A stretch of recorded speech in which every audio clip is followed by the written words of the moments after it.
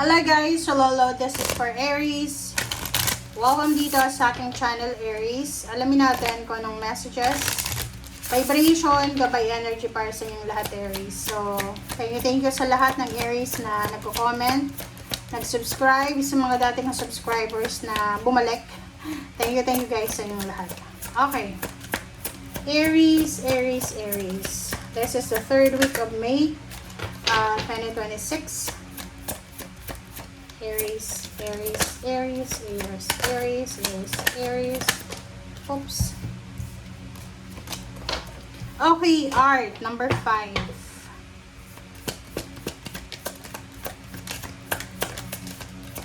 Oops, fighting.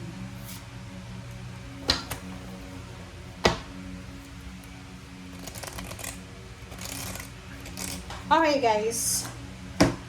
Yung dalawang baraha mong ito, nakikita ko sa'yo dito na there's an Aries. May Aries dito, babae ka man or lalaki. Sa linggong ito, posibleng mainit yung ulo mo. Pwedeng wala kang pasensya, wala ka sa mood, wala ka sa focus.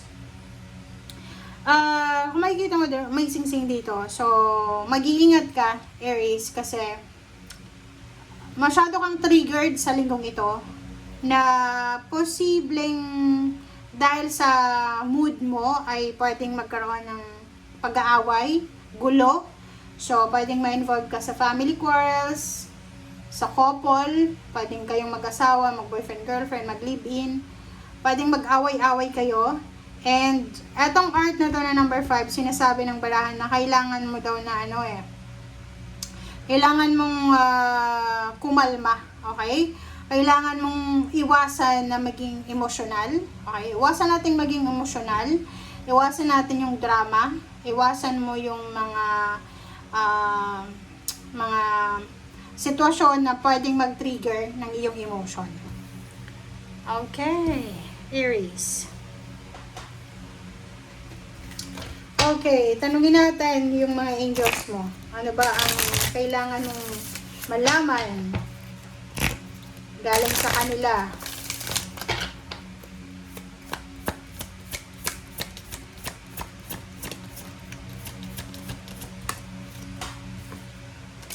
Okay, Bridget, from Bridget to ang sabi sa'yo ni Angel Bridget na caution is warranted. So, yun. Look deeper into the situation before proceeding further. Diba? Mag-iingat ka talaga. This is a warning card para sa'yo.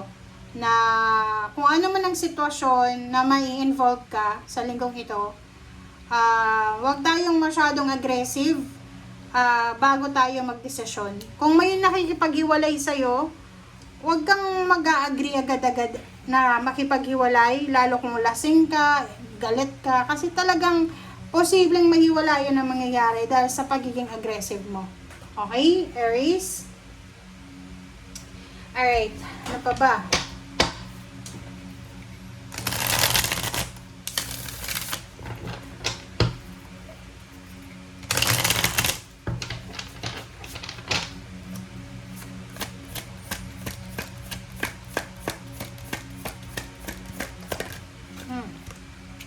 Okay, Ace of Earth.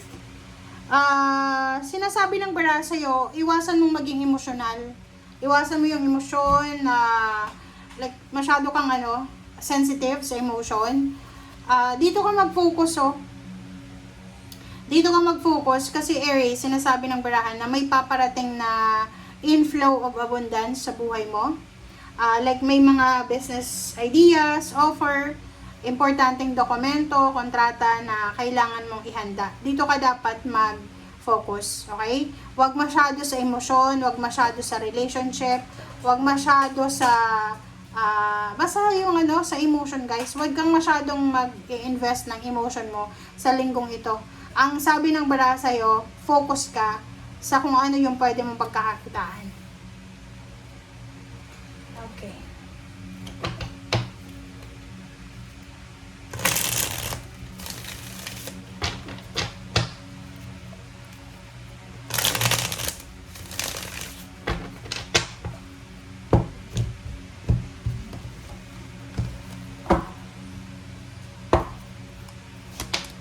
Okay, Hierophants and Page of Swords. So, nakikita ko sir dito, isang air signs, Gemini, Libra, and Aquarius, ang importanteng tao sa buhay mo. Air signs, Gemini, Libra, and Aquarius, sila yung mga tao na posibleng matutulungan kanila. Matutulungan kanila, pwede kanilang i-guide sa kung ano man yan na gusto mong mangyari sa buhay mo. Like for example, balak mong lumipat ng bahay, lumipat ng trabaho, mga ibang bansa, balak mong mag-apply ng promotion, salary increase, or pwedeng ano man yan na gusto mong gawin. Sinasabi ng baraha sa'yo dito na yung mga water sign, Pisces, Scorpio, and Cancer, ay posibleng magbibigay din sila sa'yo ng point of view, but ang pinaka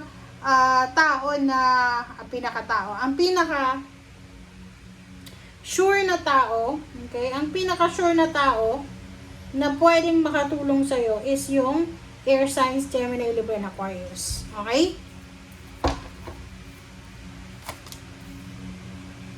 Okay, next is the Hermit, the Tower, Nine of Swords, and then King of Swords.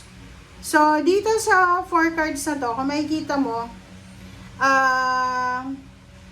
kailangan mong magdahan-dahan, okay? You need to be careful, dahan-dahan ka lang sa mga actions, decision mo, especially kung tungkol ito sa emotion, guys.